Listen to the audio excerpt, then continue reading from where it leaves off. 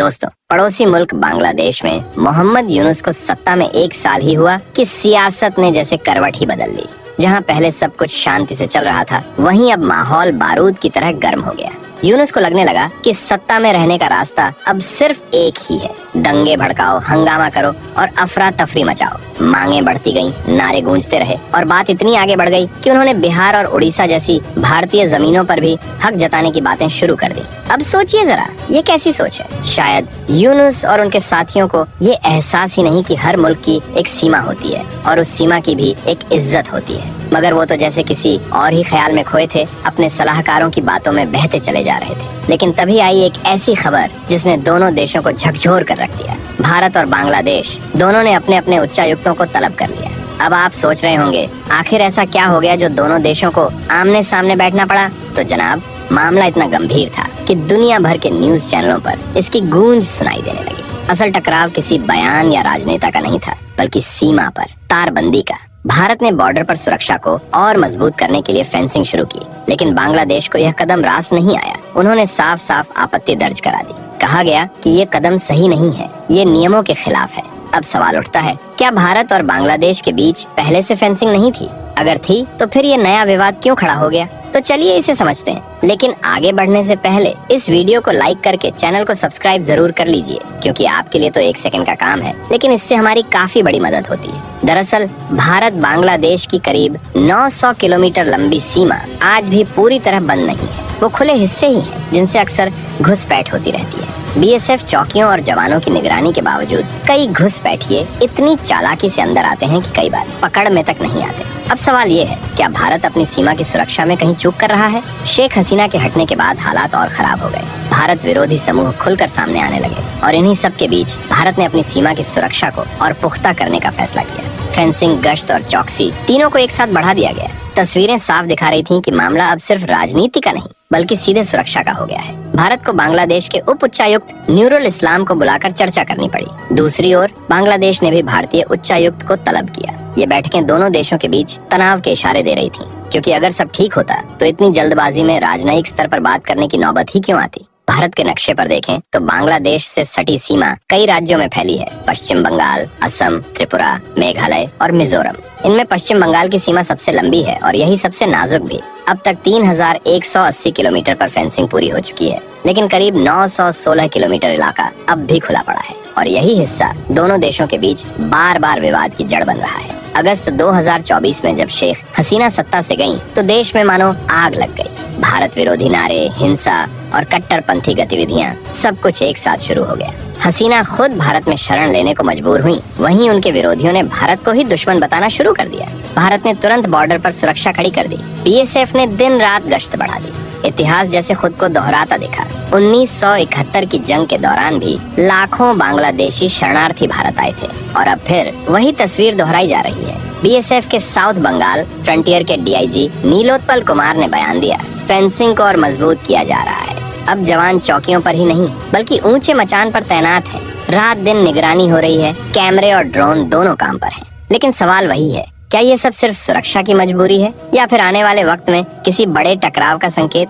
दोस्तों, अब कहानी यही नहीं रुकती। असल तूफान तो अब शुरू हुआ है। जब से मोहम्मद यूनुस बांग्लादेश की सियासत में आए हैं, वहाँ की राजनीति जैसे खतरनाक मोड़ पर पहुँच गई है। कभी वो नोबेल पीस प्राइज विनर कहे जाते थे, लेकिन अब उनकी चालें देखकर लोग कह रहे हैं, ये आदमी तो शांति नहीं, सत्ता की राजनीति खेल रहा है।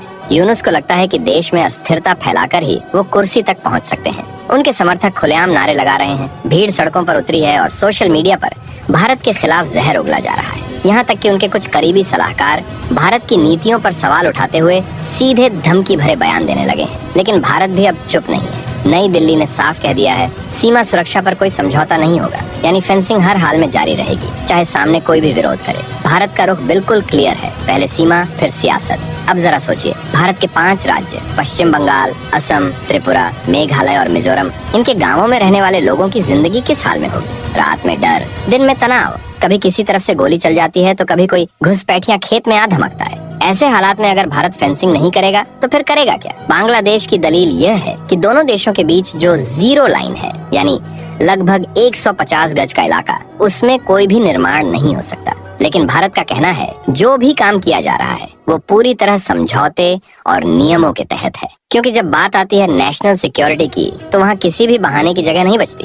अब जरा उस हकीकत को समझिए जो शायद बांग्लादेश की जनता तक भी पूरी तरह नहीं पहुँची। दोनों देशों के बीच 4096 किलोमीटर लंबी सीमा है, जिसमें 90% हिस्से पर तो फेंसिंग पूरी हो चुकी है। लेकिन जहाँ ये अधूरी है वहीं से घुसपैठ, तस्करी और हिंसा जैसे खतरे पैदा होते हैं, और यही भारत की सबसे बड़ी चिंता है। याद कीजिए, जब शेख हसीना सत्ता में थीं, भारत और बांग्लादेश के रिश्ते अपेक्षाकृत स्थिर थे। लेकिन जैसे ही उन्होंने कुर्सी छोड़ी, कट्टरपंथियों और यूनुस के समर्थकों ने मिलकर पूरा माहौल ही बदल दिया। अब बात सिर्फ बॉर्डर की नहीं रही, बल्कि विचारधारा की जंग में बदल चुकी है। भारत ने इस बार सिर्फ बयान नहीं दिया, बल्कि एक्शन भी शुरू कर दिया। बीएसएफ की पेट्रोलिंग बढ़ा दी गई, नाइट विजन कैमरे लगाए गए और कई इलाकों में तो अब 24 घंटे ड्रोन निगरानी हो रही है। यानी अब बॉर्डर पर एक एक हरकत रिकॉर्ड की जा रही है। लेकिन दोस्तों, असली गेम अब शुरू होता है, क्योंकि इस तनाव में तीसरा खिलाड़ी भी उतर चुका है, पाकिस्तान। जी हाँ, वही पाकिस्तान जो हमेशा से चाहता है कि भारत और उसके पड़ोसी देश आपस में भिड़ जाएं और वो खुद किनारे बैठकर तमाशा देखे। पाकिस्तानी मीडिया और सोशल मीडिया हैंडल्स बांग्लादेश में भारत विरोधी नैरेटिव फैलाने में जुट गए हैं। यानी आग किसी और के घर में लग रही है, पर पेट्रोल कोई और डाल रहा है। भारत को इस चाल का पूरा अंदाजा है, इसलिए अब कूटनीतिक स्तर पर भी नई दिल्ली पूरी तैयारी में है। विदेश मंत्रालय से लेकर राष्ट्रीय सुरक्षा सलाहकार तक हर कोई इस मुद्दे पर एक्टिव है। भारत ने साफ साफ कह दिया है, सीमा की सुरक्षा हमारी पहली प्राथमिकता है और इस पर कोई बातचीत नहीं होगी। अब सोचिए दोस्तों, क्या ये सब सिर्फ एक फेंसिंग का मामला है, या फिर आने वाले वक्त में एशिया के भू राजनीतिक नक्शे में कोई बड़ी हलचल होने वाली है? क्योंकि जब भी दक्षिण एशिया में कोई देश अस्थिर होता है, उसका असर सीधे भारत की सीमाओं पर पड़ता है, और यही बात भारत को सबसे ज्यादा सतर्क बना रही है। बांग्लादेश की सियासत इस समय मानो बारूद के ढेर पर बैठी है, जहां एक ओर मोहम्मद यूनुस और उनके समर्थक सत्ता के लिए लड़ रहे हैं, वहीं दूसरी ओर आम जनता डर में जी रही है। कई लोग अपनी जान बचाने के लिए भारत की सीमा पार कर रहे हैं। यानी हालात अब मानवीय संकट का रूप ले रहे हैं। भारत की ओर से भेजा गया संदेश अब बिल्कुल साफ है, अगर शांति चाहिए तो स्थिरता जरूरी है, अगर स्थिरता चाहिए तो सीमा की सुरक्षा अनिवार्य है, और अगर कोई इसे चुनौती देगा तो जवाब उसी अंदाज में दिया जाएगा। आर्मी चीफ का बयान सब कुछ कह देता है। भारत और बांग्लादेश के बीच कोई दुश्मनी नहीं, लेकिन सीमा सुरक्षा पर कोई नरमी नहीं। सीधे शब्दों में कहें तो अब भारत वही करेगा जो भारत को सही लगेगा। तो दोस्तों, तस्वीर अभी पूरी नहीं हुई है। मोहम्मद यूनुस की राजनीति, बांग्लादेश की अस्थिरता और पाकिस्तान की चालें तीनों मिलकर एक नई कहानी लिख रहे हैं। लेकिन भारत इस बार तैयार है, पूरी तैयारी के साथ, पूरी दृढ़ता के साथ, क्योंकि अब की बार सिर्फ फेंसिंग नहीं, बल्कि संदेश भी दिया जा रहा है कि भारत की सीमा सिर्फ नक्शे पर नहीं, बल्कि दिलों में भी मजबूत है। और यही है इस पूरी कहानी की सबसे बड़ी सीख। सीमा पर तारें लगती हैं, लेकिन उन तारों के पीछे खड़ी होती है एक ऐसी ताकत जिसका नाम है भारत।